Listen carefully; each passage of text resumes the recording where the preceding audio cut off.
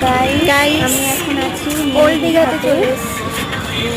বছরে তো আমাদের একটা দীঘার ট্রিপ হয়েই থাকে। ফ্যামিলি মিলে চলে এসেছি দীঘাতে এনজয় করার সমুদ্রের কাছে জন্য, চলে জাস্ট এসেছি। মাইন্ড রিফ্রেশিং করার জন্য। সবাই তোমরা হয়তো বছরে একটা ট্যুর দীঘার করেই থাকো। ভীষণই ভালো লাগে এই জায়গাটা। যখনই আসি তখনই কিছুটা নতুন নতুন দেখতে পাই। আমরা ভোরবেলা 6টার একটু আগে পৌঁছেছি। হোটেলটায় চেক ইন করেই আমরা চলে এসেছি দীঘাতে একটু ঘুরতে সমুদ্রের পাশে। তো এখানে এসে দেখছি এত ভোরে এখন 6:30 বাজে। আগে কত কত ভিড়। গরমের সময় আসলে কি হতো সমুদ্রের এই তীরে যে ইটের এইভাবে সবাই দেখা সূর্যটা যাচ্ছে, উঠেছে। এই পাথরগুলো অব্দি জল চলে আসতো সমুদ্রের ঢেউটা।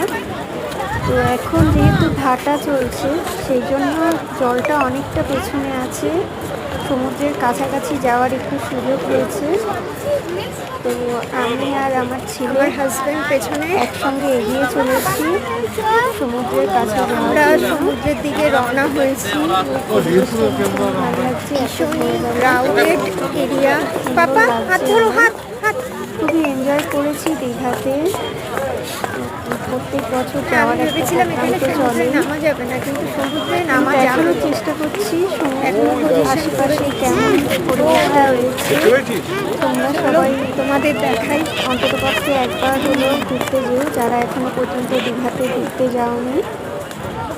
এখানে বাচ্চাদের জন্য ছোট ছোট গাড়ি রয়েছে, চলে যেখানে এসেছি গাড়ির সমুদ্র। মিউজিকের সঙ্গে গাড়ি চড়তে পারবে। ঘোড়ার গাড়ি রয়েছে, মানে ঘোড়ায় চড়ে তোমরা সমুদ্রটা ঘুরতে পারবে। 100 টাকা করে নেওয়া হয়।